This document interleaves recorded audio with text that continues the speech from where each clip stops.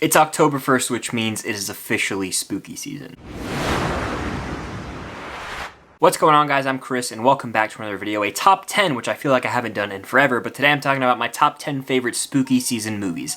Now, this list is made up of movies that are sort of my favorite horror movies, but also movies that can kind of get me in the mood for Halloween, cuddling up in a blanket, eating some candy on a crisp fall Halloween evening. But before I give you guys my top 10, be sure to hit that like button, comment down below your favorite movies to watch during spooky season, and be sure to subscribe and hit that notification bell. Without further ado, let's get into this list. Coming in at number 10 for me is going to be the Disney Channel original Halloween Town. Now, this whole series is kind of encapsulated by this placement of this movie, but I really do love the way that this makes you feel like a kid again on Halloween night. It's that family-friendly, fun vibe, and I feel like this movie accomplishes it better than a Disney Halloween movie such as Hocus Pocus, but I definitely think this is like the peak Halloween kids movie that we all watched at least once growing up, and there were sequels that also continued the lore of this Halloween Town, Halloween Town High being one that I remember vividly. But there's just something about seeing cities get so excited for Halloween. It really makes you feel that Halloween spirit that you would have, at least for me, when I was in elementary school. You know, every time Halloween rolled around, I'd always have my costume ready, and school the day of Halloween, or the days leading up to Halloween,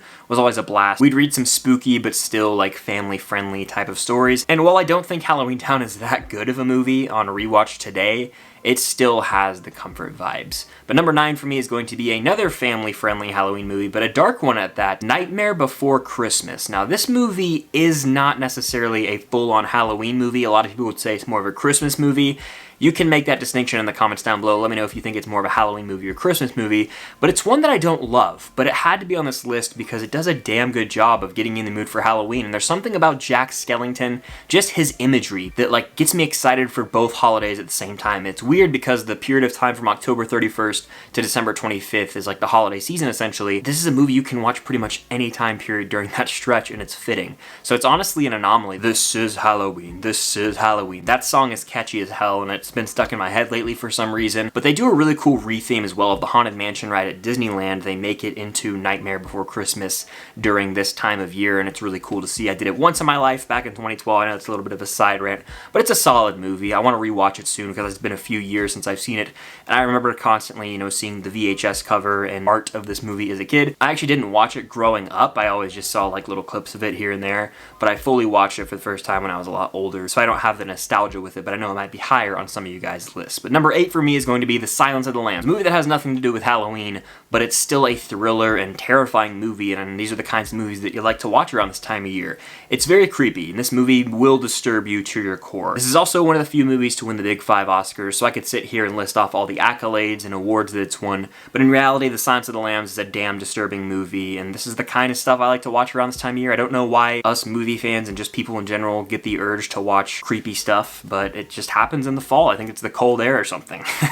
Buffalo Bill and Hannibal Lecter both will give you the heebie-jeebies in very different ways. So number 7 on my list is going to be a movie that I don't necessarily love, but it is a horror classic and is literally synonymous with October 31st, John Carpenter's Halloween, which came out back in 1978.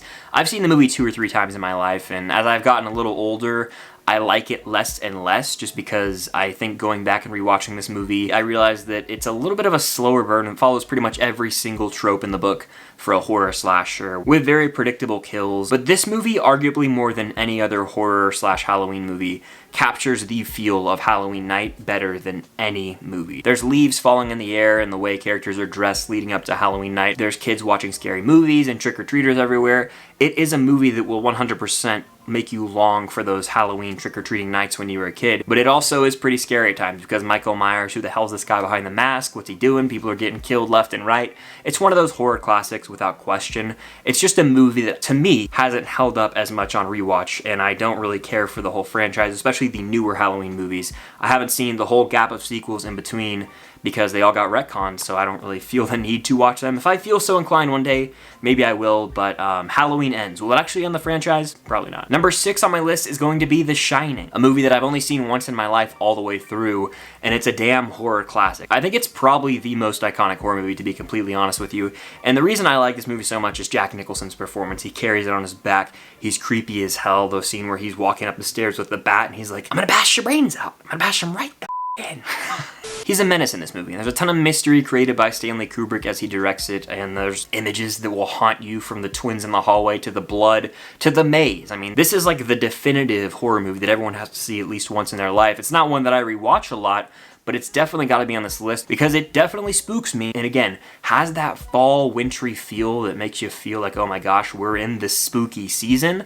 I need to rewatch The Shining soon because it's been a few years since I've given it my last watch. Number 5 on my list is going to be a movie I need to watch again because it's been about 2 years since I first seen it. John Carpenter's The Thing. This movie is so great at making you feel freezing cold because the setting plays such a crucial role to the plot of this movie because they're out in this facility in the Arctic and it feels like there's no one else out there, which that alone is just a terrifying concept, and then everyone starts to sort of turn on each other as they realize the thing is afoot in this facility and people are getting picked off left and right. It's one of the most terrifying movies I've seen from a practical effects perspective, and it makes you feel damn cold. Kurt Russell kicks ass in this movie. Again, not really a movie centered around Halloween, but it's a terrifying movie, and these are the kinds of movies you watch during spooky season. Number 4 on my list is going to be the most modern movie on this list. That is Jordan Peele's Get Out.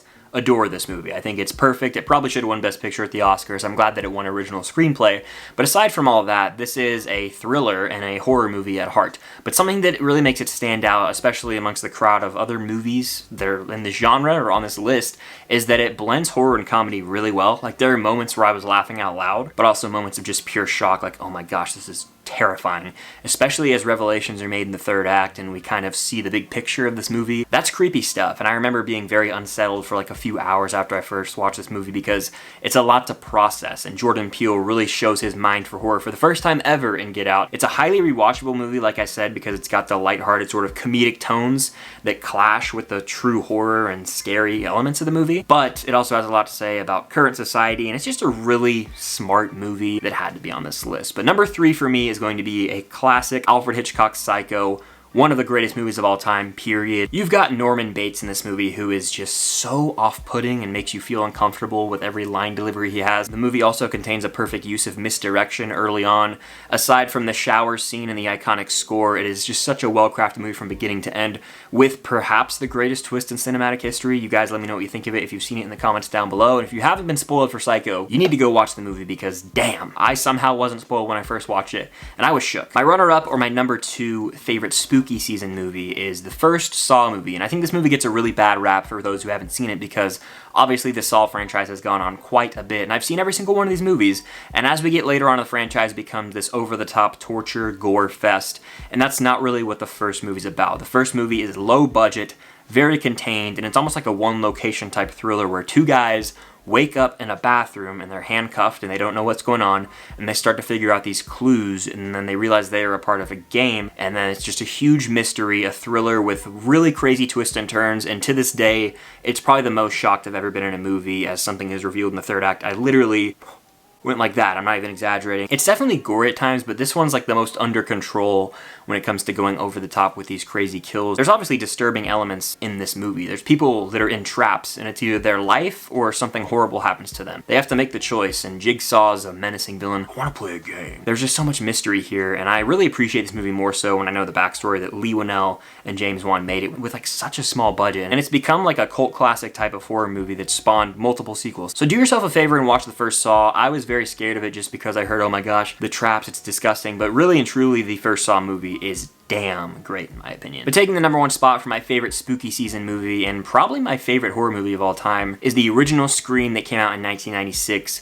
Talk about just a pure, fun horror movie. What I love about Scream is that, yes, it's a slasher movie and a horror movie, but it's very self-aware of that, and it makes fun of all the stupid tropes and cliches that are in every single horror slasher movie. The character Randy literally has like his rules for surviving a horror movie. It's like a whodunit in a way, as you're trying to figure out who Ghostface really is. There's some shocking reveals in the end, and there's of course bloody kills, which everyone wants to see in these horror movies. It's just a super fresh take on the slasher horror genre.